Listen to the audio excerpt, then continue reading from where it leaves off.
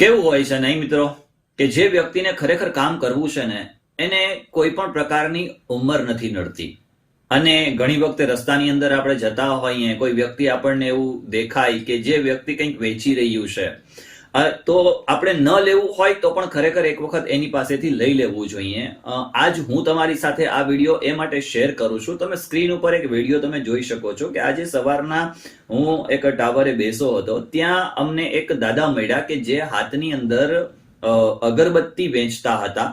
એની ઉંમર મેં સાંભળી તો હું અવાચક થઈ ગયો કે 75 યર્સ, 75 વર્ષની ઉંમર હતી આઈ થિંક. અને 75 વર્ષની ઉંમરમાં એ કેશોદથી માંગરોળ, ગળુ, ચોરવાડ આવા જે કોઈ પણ ગામ છે આજુબાજુમાં લગતા, એ તમામ જગ્યાએ જાય છે અને અગરબત્તીઓ વેચે છે. વેચી અને મેં એમની સાથે થોડી વાતચીત પણ કરી. જો કે અગરબત્તીની કઈ જરૂરિયાત હતી નહીં, પરંતુ એની એજ જોઈ અને મને એવું થયું કે લાવો ચાલો થોડું ઘણું આપણે પણ ખરીદી લઈએ, તો ખરીદી લીધી.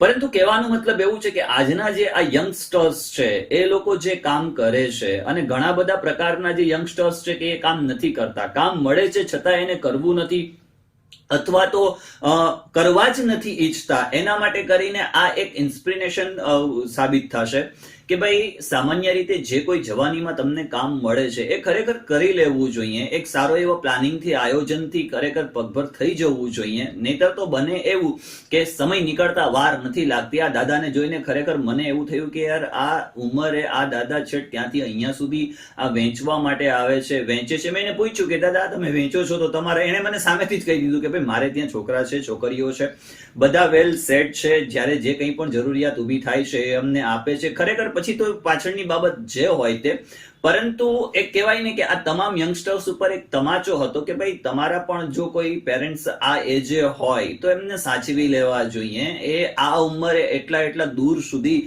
કેમ કે એક ઉંમર પછી એ જવાબ દઈ દેતું હોય છે, શરીર એક જવાબ દઈ દેતું હોય છે.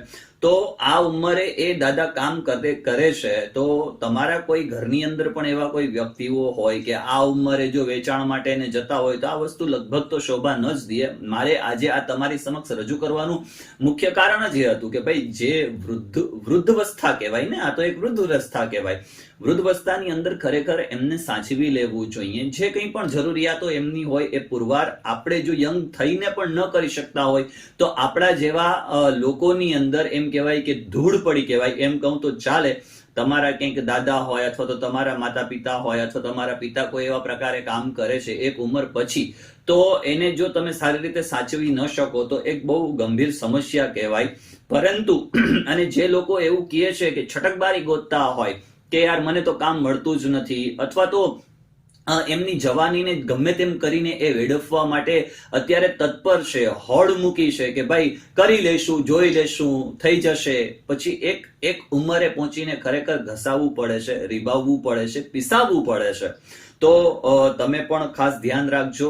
તમારા જે કોઈ પણ રિલેટિવ્સ છે, અથવા તો જે કોઈ પણ તમારા પેરેન્ટ્સ છે એને તમે ખાસ સાચવજો. આવા કોઈ વ્યક્તિઓ પણ રસ્તે તમને મળે છે તો ત્યાં ક્યાંય બાર્ગેનિંગ નહીં કરવા બેસતા. તમે પેપ્સી, કોકાકોલાને કોઈ પણ બાર્ગેનિંગ વગરની ઘણી બધી એવા પે કરી દો છો, તો આવા લોકો પાસેથી ખરીદવાનો ખાસ આગ્રહ રાખજો. આજના વિડીયોમાં એટલું જ હતું. મને થયું લાવો ચાલો તમારી સાથે આજનો આ વિડીયો શેર કરતો ચાલુ. તો મળીએ છીએ ફરી પાછા નેક્સ્ટ વિડીયોની અંદર. ત્યાં સુધી ખુશ રહો, પરિવાર સાથે રહો અને ખાસ ધ્યાન રાખો. ધન્યવાદ.